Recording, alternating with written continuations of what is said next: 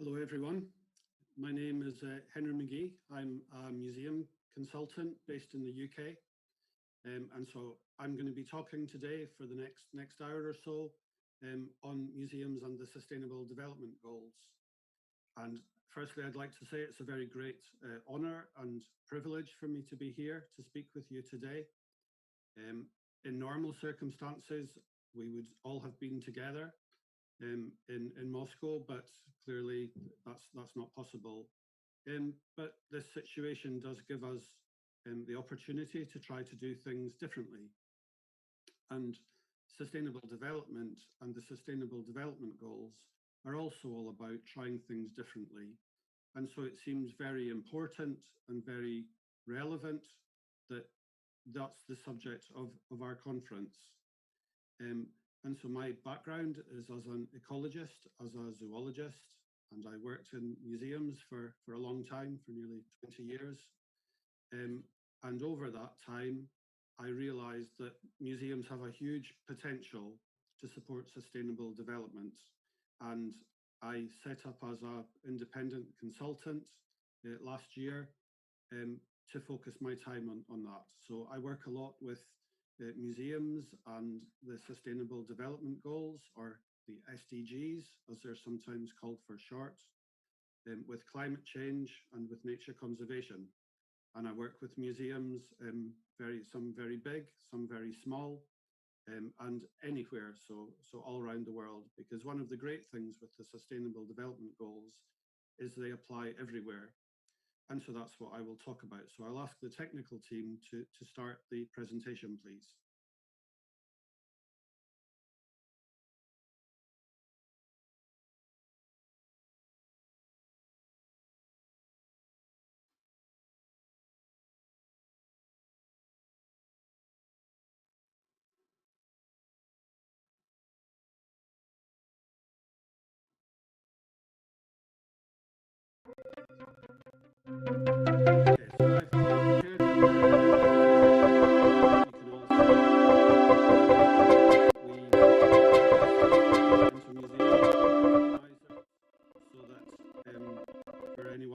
Speak English, because I'm afraid I don't speak Russian. We have the main points are in both languages on the slides. And so I'm not just going to talk about why the Sustainable Development Goals are important, but how we can use them in museums. And you might be familiar with the picture that on the bottom left that shows the 17 colored pictures, which are the symbols or the icons for the 17 Sustainable Development Goals. But the logo for the whole initiative, sorry, can you just go back, please, to the first slide, back again.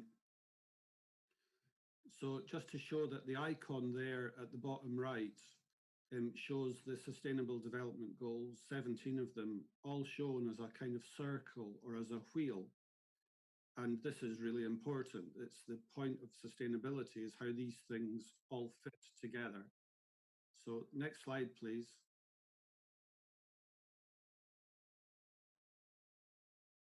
Next slide, please. And I realized that the Sustainable Development Goals can be really very useful for museums, but they might not be quite sure how to start with them. So I wrote a guide for them about them last year. So this is the picture of the cover of the guide. And you can get this guide for free. You can download it from the link, which is shown there on the slide, the bit.ly link. And I wrote it as a how-to guide for museums, galleries, the cultural sector and their partners. And this talk will explore some of the contents of that guide. So if we could have the next slide, please.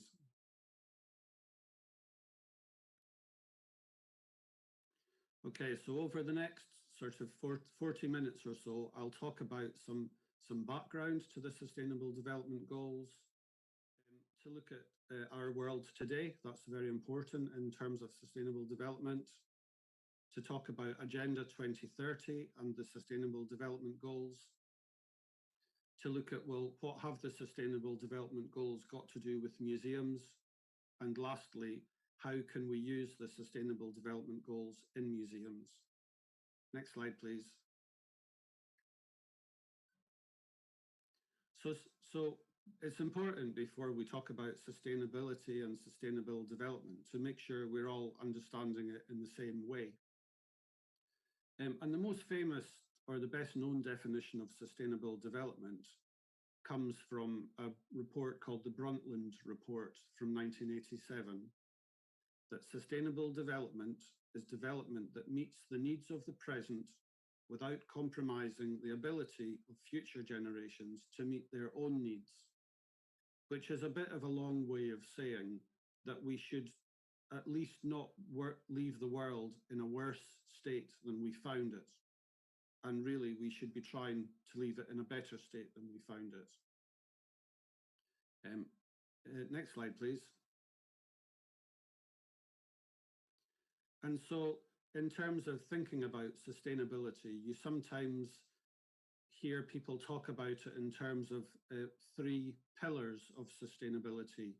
So like the picture on the left side of your screen shows a building that looks a little bit like a museum with 3 pillars: social, environmental, and economic sustainability. And the idea was that if people did things that supported all 3 of those aspects of life, then that was how we would make the world a better place. And so that's why the sustainability at the top is not just a roof, it's like an arrow moving forwards.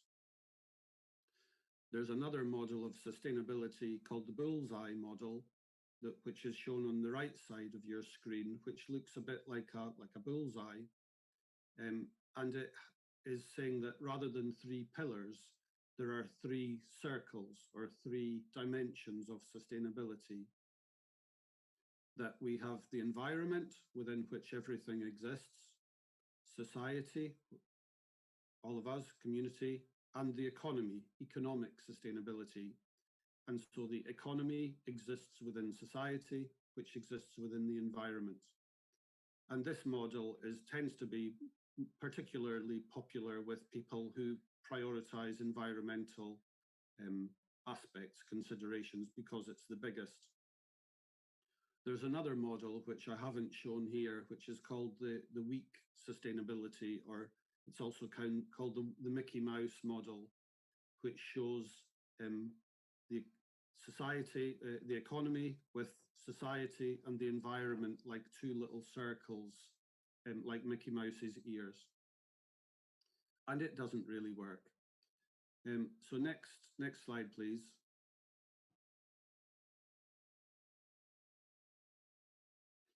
And so if we are to think about our world today, it faces, let's be honest, lots of challenges. And so these are a set of risks called the global risks, which are assessed every year. And so they fall into these 5 categories. That we have political risks. They might be corruption or our disagreements between countries, ultimately leading unfortunately to wars. We have economic risks, we might have unemployment or the failure of banks, or huge inflation. And we have social risks, which might result as a consequence of poor planning, food crises, riots, inequality, and social tensions. There are technological risks. For example, if artificial intelligence proves to have very negative impacts, or if we have a breakdown in some of the systems that are really important for running our society, like the internet, would put health and banking and all kinds of things at risk, and also cyber attacks, deliberate attacks to try to get our money or whatever other thing, and environmental risks, climate change, natural disasters, and the loss of biodiversity.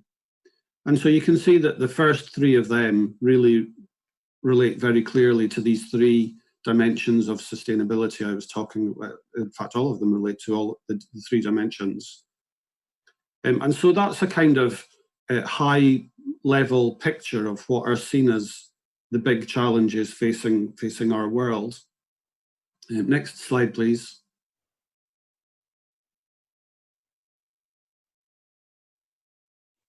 And so I hope you can make this out. It's not as clear as it could be. This is a graph which is produced each year ahead of the World Economic Forum in Davos. And it's an assessment of the 30 global risks. And so if we look at the, along the bottom is the likelihood. So the more likely something is to happen, will happen, is the things which are to the right-hand side. The impact is how bad what the size of the effect would be on society, getting higher as you go upwards. So the worst challenge is really looking at, I hope you can see that the 5 in the top right-hand corner are all in green, and those all belong to one category, the environmental risks. We have climate action failure, extreme weather, biodiversity loss, natural disasters, and human-made environmental disasters. Human-made environmental disasters are things like pollution or radiation leaks. Next slide, please. And so what, sorry, just go back one, please.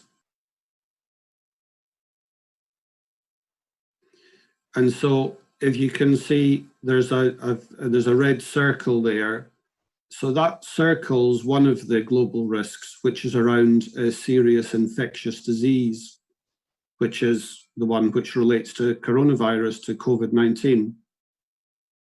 And so if we look at that in the graph, then you can see that a pandemic such as we've been going through was actually predicted, was not seen to be very likely, but was always recognized that it could have a very big impact.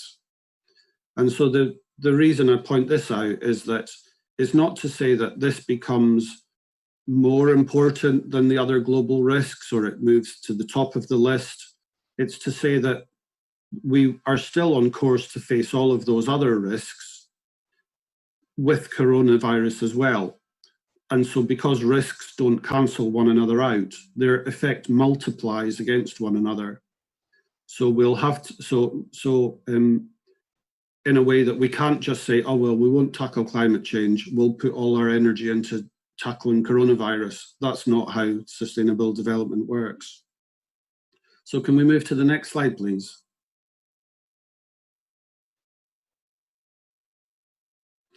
So there was a program called the Millennium Development Goals, which ran from 2000 till 2015.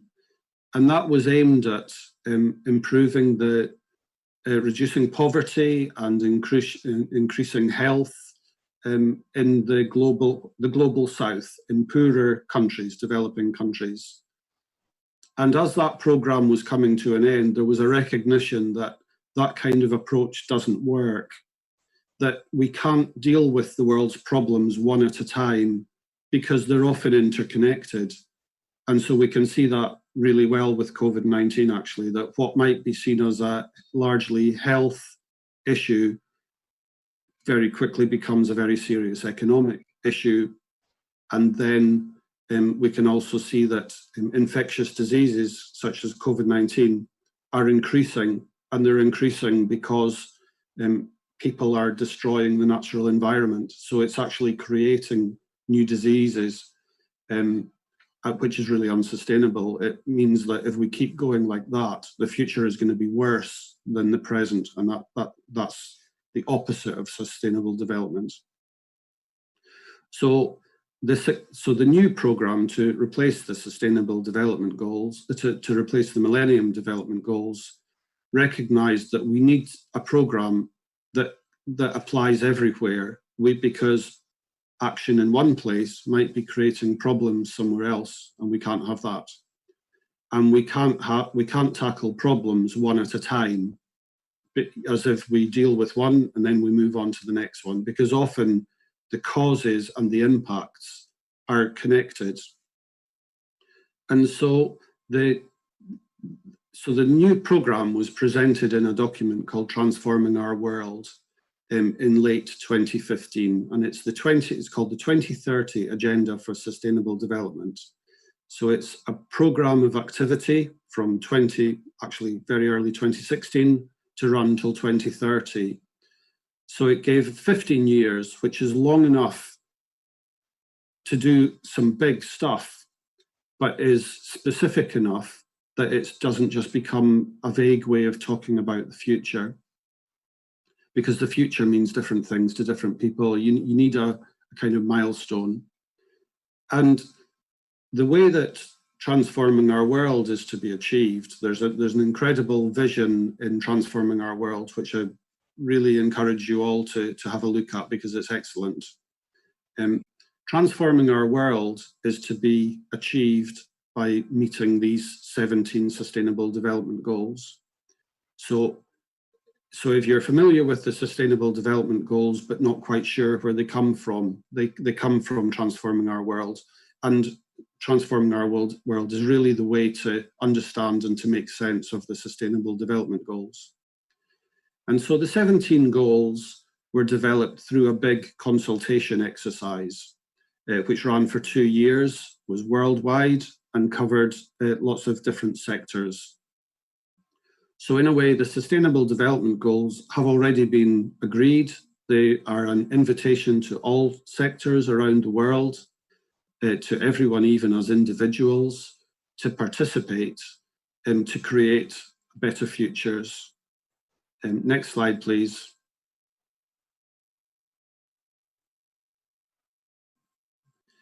And so the Sustainable Development Goals refresh the 3 pillars or the 3 circles of sustainability.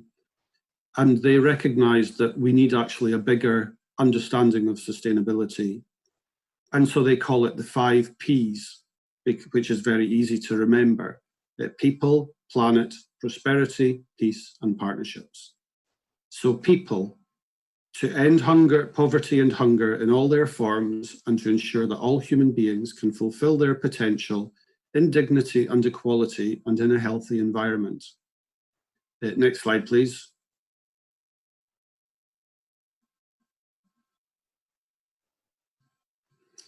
Planet, to protect the planet from degradation, including through sustainable consumption and production, sustainably managing its natural resources and taking urgent action on climate change, so that it can support the needs of the present and future generations. So you can see that, I hope that that's very similar to the Brundtland Commission definition that I mentioned earlier. Next slide, please.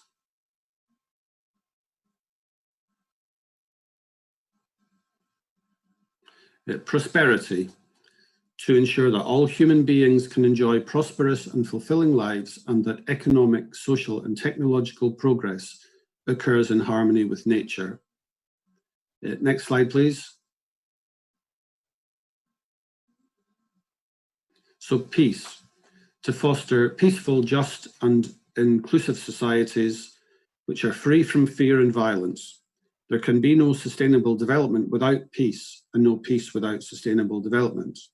And so this was one of the 2 new additions to thinking about the old three-dimension model. And the next slide, please.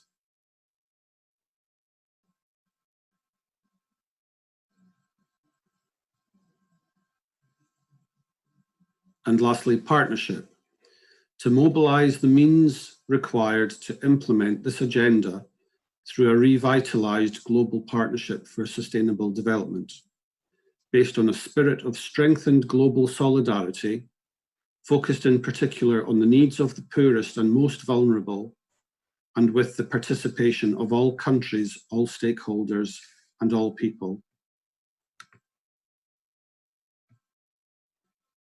Next slide, please. And so these are the 17 Sustainable Development Goals, which are the way for achieving those goals for people, planet, prosperity, peace, and partnerships. And so it's just to mention that you can't divide the goals up into ones about people, planet, or prosperity, because each goal relates to all of three of those things. Next slide, please. And so if you are familiar with the 17 pictures of the goals, it's important to recognize that those are only an illustration. They don't cover all of the aspects of the goals. So if we look at one that says goal 2 is zero hunger. But if you look at the full title of the goal, it's to end hunger, achieve food security and improve nutrition and promote sustainable agriculture. So something that might seem directed at really the very poorest in society or very poor countries, you can see applies everywhere. In the global north, we have issues of malnutrition, of obesity, of diabetes, which you might not think when you just saw a small image that talks about zero hunger. Next slide, please. And so I think it's really important to realize that the Sustainable Development Goals really need museums' help, because museums preserve cultural and natural heritage. They reach lots of people. They can support cultural participation. They're trusted by large numbers of people. They can make a significant contribution to local economies.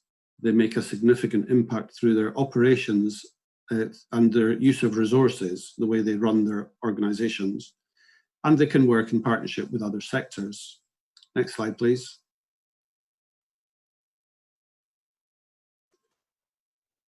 But museums also need the Sustainable Development Goals. Lots of museums want to contribute very positively to society, but they're not always quite sure how.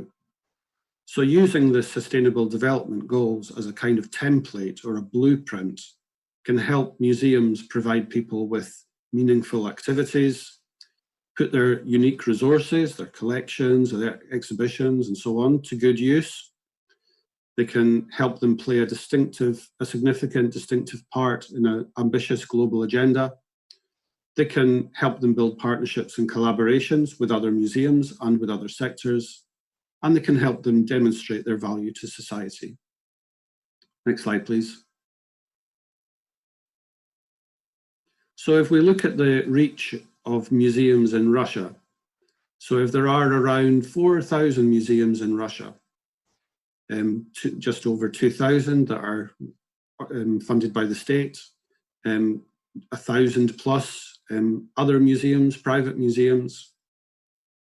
And just looking at the 10 most visited museums in Moscow and St. Petersburg, that's 15 million visits. That's a huge, huge number of people. And so if we think that around the world there are possibly somewhere around 80 to 100,000 museums, collectively they have a huge reach across society. Next slide, please. And so if we think about the aims of some of the partners, the organizers in the Intermuseum Conference. So the Potanin Foundation has a mission to develop a philanthropy culture, uniting creative professionals who play a key role in solving current public issues and achieve sustainable social change. We provide opportunities for new ideas and create a favorable environment to make them come true. Next slide, please.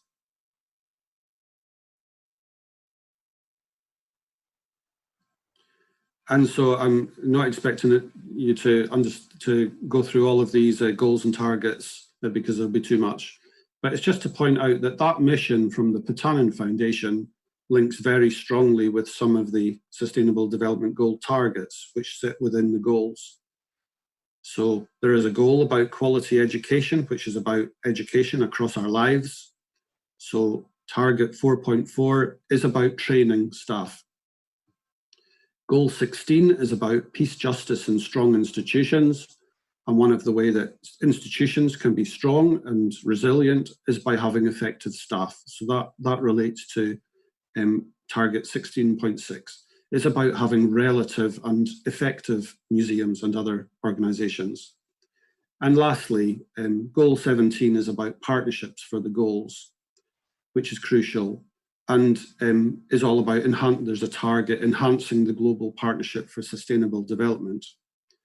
But I've put the picture of all of the goals there at the bottom because these three targets are one of the ways that the Patanen Foundation and our conference reaches into the different goals. Next slide, please.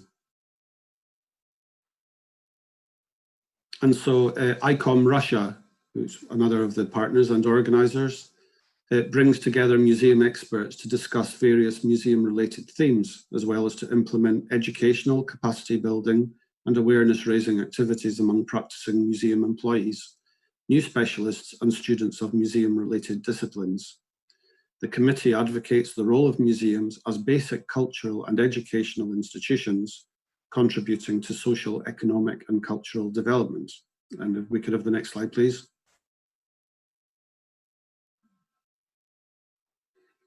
So again, I've put at the top here 3 of the goals and targets, which are the same as I showed in the last slide with the Patanen Foundation. And that's one of the ways how you can see how partnerships can be effective, is where you have an alignment of interests when you're trying to do the same thing. And the one I've added, two targets I've added at the bottom are more specific to museums. Target 11.4 is about protecting the world's cultural and natural heritage. And target 11.7 is about providing access to safe and inclusive green and public spaces. And although you might think that that's about parks and outdoor things, outdoor places, museums are also public spaces. Next slide, please.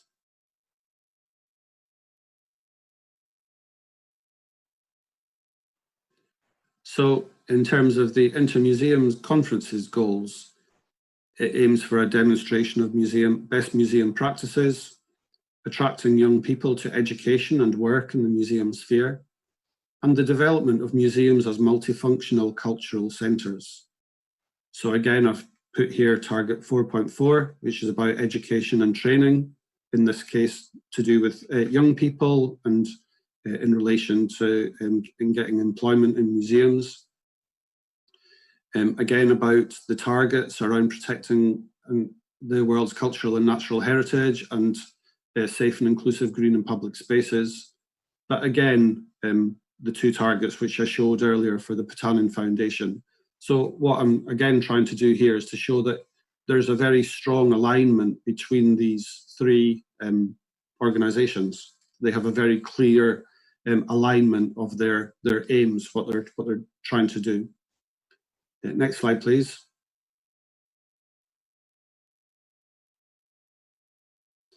And so the conference this year has the theme of peacekeepers. And that makes me think back to what I mentioned before about one of the 5 areas of sustainability from Agenda 2030, peace, to foster peaceful, just and inclusive societies which are free from fear and violence. And this is a great sentence, I think. There can be no sustainable development without peace, and no peace without sustainable development. And so peace, justice and strong institutions is one of the goals, goal 16.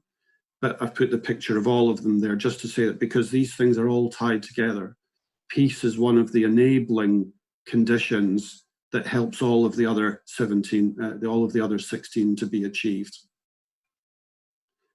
Next slide, please.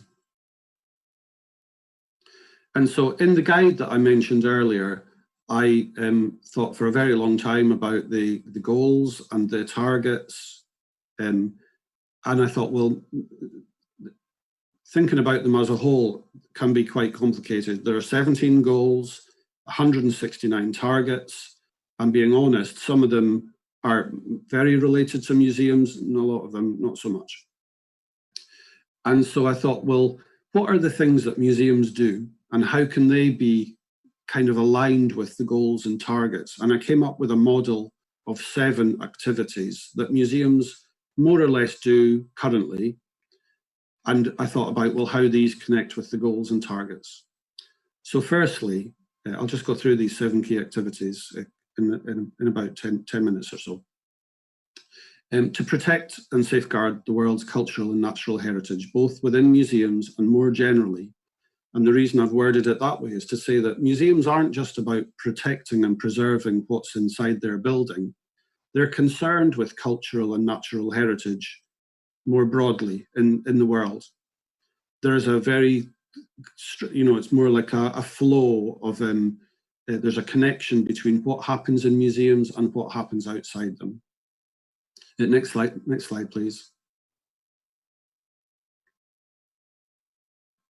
And so this relates to one particular target, which I mentioned earlier, which is this target 11 for strengthen efforts to protect and safeguard the world's cultural and natural heritage. Next slide, please. So the second activity is to support and provide learning opportunities in support of the Sustainable Development Goals. Next slide, please. And so that key activity supports 3 particular targets. There's a target 4.7 is around education for sustainable development and global citizenship, which is very similar to target 12.8, which is about promoting universal understanding of sustainable lifestyles. It's about ensuring that everyone has the information to live in harmony with nature. And the last one is target 13.3 is to build knowledge and capacity to address climate change, that we all need to know what we can do and the importance of doing so, having the skills and the opportunities to do it. Next slide, please. So the third activity is to enable cultural participation for everyone. Next slide, please. So cultural participation is not just about getting people to access our museums. It's about creating opportunities for everyone to participate in society, to achieve their potential, to reduce inequality. And that has lots and lots of benefits, both very direct ones in terms of people's sense of identity, their skills, their opportunities, their ability to earn income. And that has lots of benefits in terms of their health, around stronger communities. And it's just a really good thing. And if we remember that cultural participation is a human right, that we kind of are obliged to, we should be working to uphold people's human rights. And so there's a particular target around ending discrimination against women and girls, a target around promoting universal social, economic and political inclusion. And again, this target around providing access to safe and inclusive green and public spaces. Next slide, please. So the fourth of these 7 activities is to support sustainable tourism. And sustainable tourism is tourism that benefits the visitors and the host communities. So it's not just about getting in lots and lots of people, because just as there can be sustainable tourism, there can also be unsustainable tourism, where local services are overwhelmed by visitors, or where where towns, where local people can't afford to buy houses because museums or so on have what we call gentrified them. They've made the places too expensive to live. Next slide, please.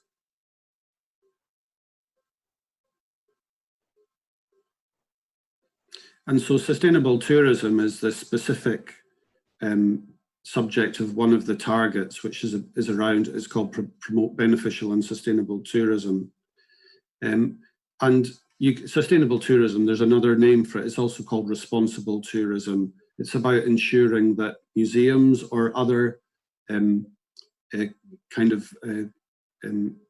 institutions are playing a positive role in their communities and in the wider world. Next slide, please. So the fifth of these 7 activities is about enabling research in support of the Sustainable Development Goals. Next slide, please. And so research, whether it's scientific research or other kinds of research, it relates to particularly some of the targets within Goal 9 around developing sustainable resilience and inclusive infrastructures, because museums are an infrastructure, and infrastructure is part of the substance of society. You know, our collections are part of, they're a resource that belong to society that we use for different purposes, and that we try to ensure they last for the long term. 9.5 is around enhancing research and upgrading industrial technologies. So although that sounds very scientific, it's also around making sure that our museums and the buildings, they provide proper facilities for researchers to make use of them. And the last one I have there again is target 11.4, protect the world's cultural and natural heritage, because conservation research is one of the ways that we understand collections, that we know how to look after them, that we look at how they can be used in a sustainable way, and we can ensure that they're protected for the long term. Next slide, please. So the 6th of these 7 activities is a huge one, actually. It's around making sure that our internal leadership, management and operations can support the Sustainable Development Goals. So that's about making sure that every decision we make, all of us, every day, is working to support these Sustainable Development Goals. Not necessarily all at once, but that we're always trying to get better and support sustainable development over time. Next slide, please.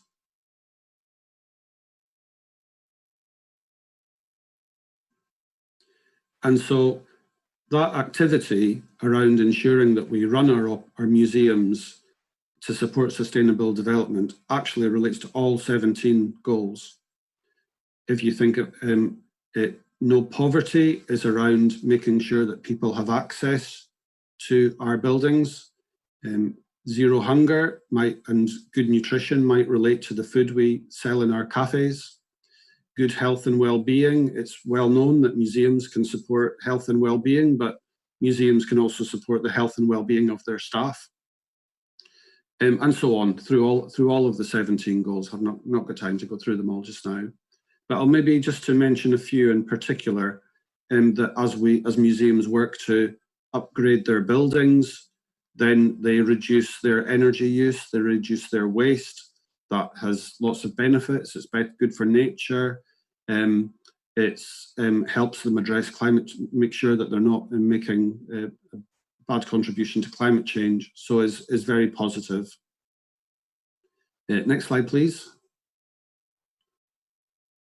And then the last one is around looking at, well, what are the external things that we can be looking at? How can we look at what we have in our museums, what we're interested in, what we're concerned with, what are the problems going on outside, and how can we work with partners to do something positive in the world?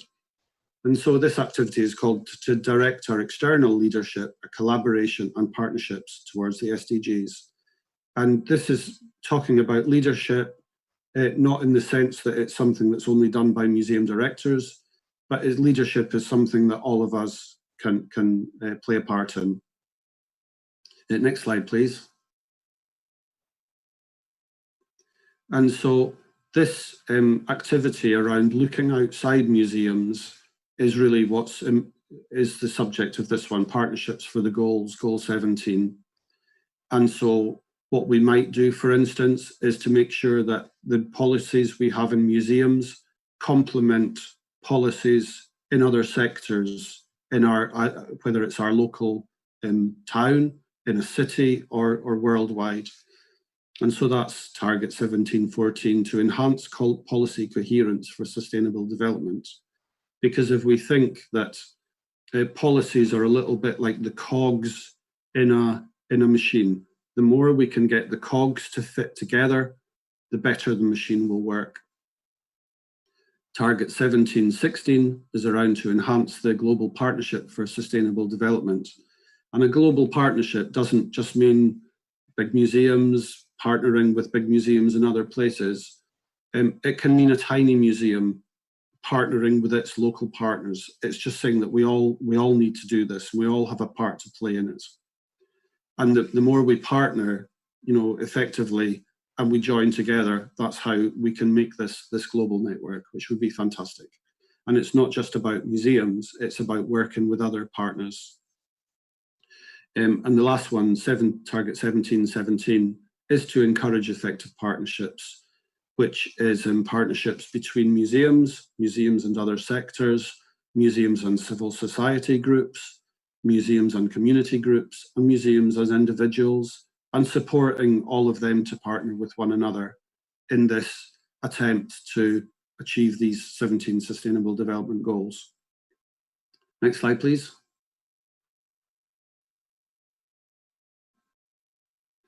And so when I was doing this, working on this kind of model of these 7 activities, I kind of also realized that if these 7 activities are kept in balance and they're developed and supported together, that's actually how a museum can be sustainable, and how staff who work in museums can work collaboratively and productively.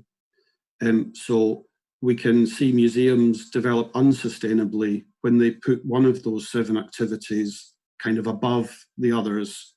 You need all of the 7, and they kind of need to be supported. Next slide, please. And so just as a kind of, I came up with a simple 6-step plan for museums to think about how they can use these 7 activities. So I think the first thing to recognize is that the Sustainable Development Goals are all connected. There's these 17 goals that are aimed to try to make the world a better place, and that everyone can play a part.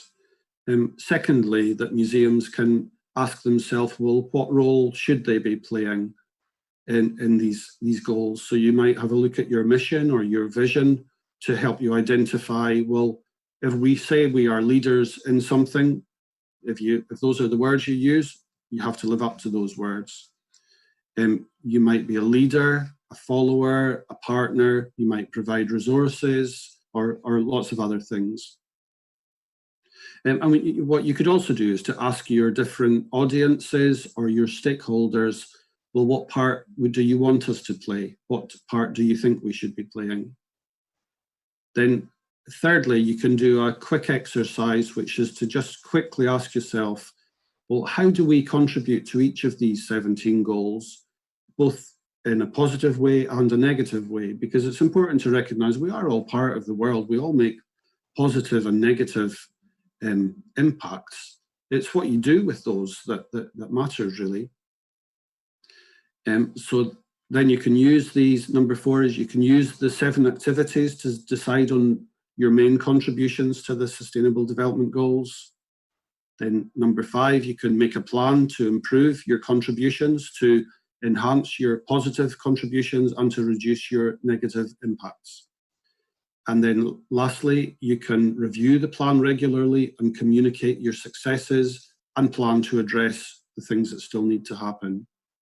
And because the more that people plan this kind of stuff and they communicate it, that's also how we will find partners and create new opportunities with one another. Next slide, please.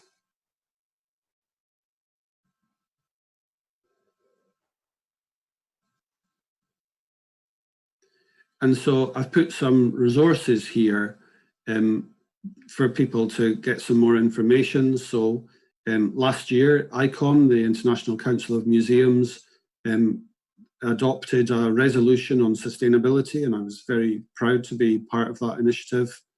And that resolution asks for all of ICOM and its members and its committees to take up the Sustainable Development Goals as a kind of blueprint to achieve a sustainable future was really a very fantastic outcome of the ICOM conference in Kyoto last September. I did a webinar on NEMO. I did a webinar for NEMO, the Network of European Museum Organisations, last year, and you can see that on YouTube. And one of my collaborators, Jasper Vizard, he did another webinar for NEMO. One of the great things with the Sustainable Development Goals is because they are mainstreamed across the United Nations system, there are lots of really brilliant resources that you can use. So people don't need to, what we would call, reinvent the wheel, that you can look at these resources, take them up and think, well, how can I make use of these in museums? And so I've put the link to the main SD Sustainable Development Goal website there. If you're interested in a particular Sustainable Development Goal, there is a really useful 2-page kind of overview of the goal, and you can see that at that link. If you're interested in other topics, some of the topics I've spoken about today, then they're explored through the link there.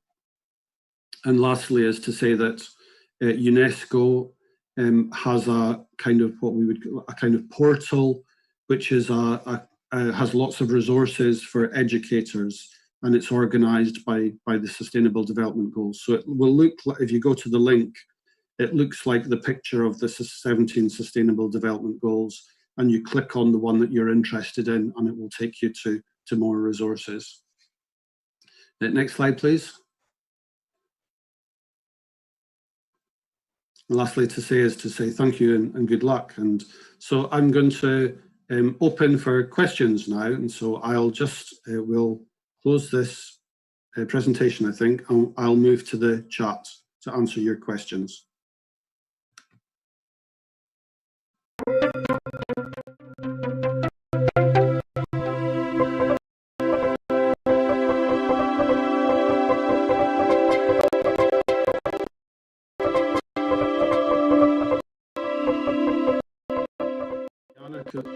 Could you please give examples of museums successfully working with the Sustainable Development Goals?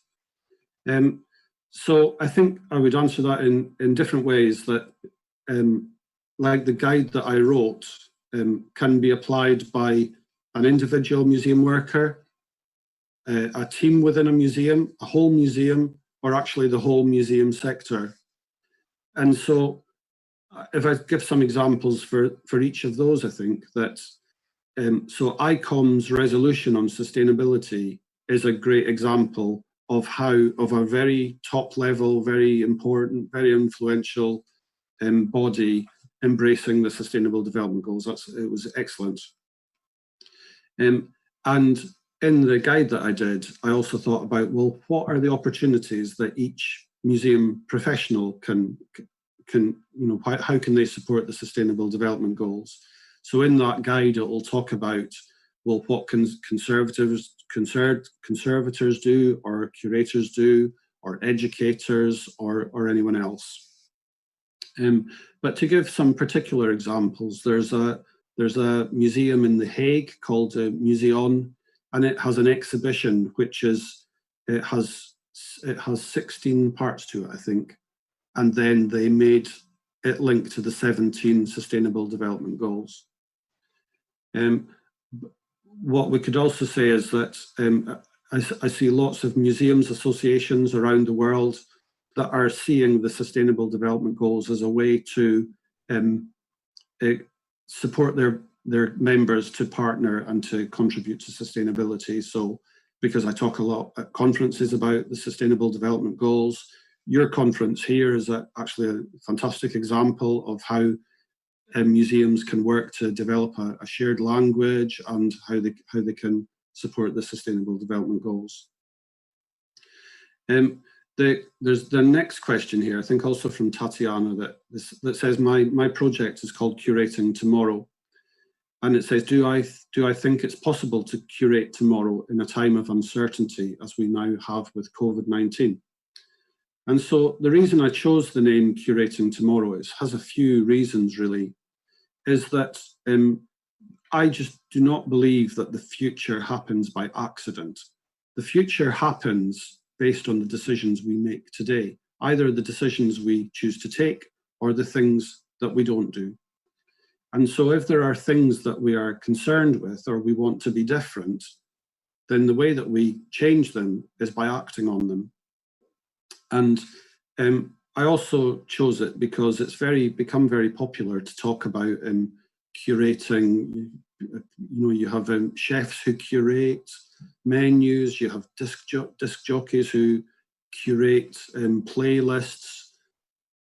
To me, I wanted to kind of slightly reclaim the word, because curating is not just about sorting out your own things in a way that pleases you. Curating, I think, is about trying to create public value. And the last reason I chose it was because I really think museums have a part to play in this. Both that museum skill of curating, but also that museums are part of the resource that we have for society to imagine and create and to build the futures that we want. And so just the last part of that question is it really possible to curate tomorrow in a time of uncertainty? I think it absolutely is. So for instance, it's not to say that we can always overcome the challenges, but we can really be prepared for them. And so for instance, there's something that I've not mentioned today, but which is contained within the Sustainable Development Goals, is there's an approach called disaster risk reduction, which is one of the targets. It's within goal 11. Disaster risk reduction is about not just surviving a disaster after it has happened, but is about trying to reduce the impact or the likelihood of it repeating. And that's very clearly linked with sustainable development, because it's trying to put society and nature and the economy in a better situation. Because in a way, although you could think that the COVID-19 has made society very insecure, there's another way of thinking about it, that the COVID-19 only highlights how insecure society was before. And so if we can acknowledge that, we think, well, how can we do things differently? And so there's an approach within disaster risk reduction called Build Back Better. What are the things that we can do to build back better? Not just our museums, but society, so that, for argument's sake, people might be more aware of the risks that they face. They are more aware of the threats to nature and how those contribute to the emergence of diseases. They're more aware of the importance of good sanitation and ensuring that poor people who are the most at risk from these things, how can we lift people out of poverty? And again, it's like showing that all of these things are connected. Just move to the next question.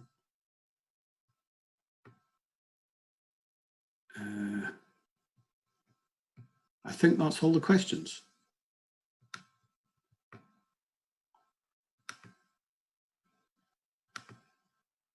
Yeah, I think those are all the questions. So I think that's everything. And let me just check. No, those are all the questions. Well, I hope you've enjoyed that talk, and thank you for your time. I've really enjoyed the opportunity to speak with you, and I really wish you well and good luck with your work. Thank you.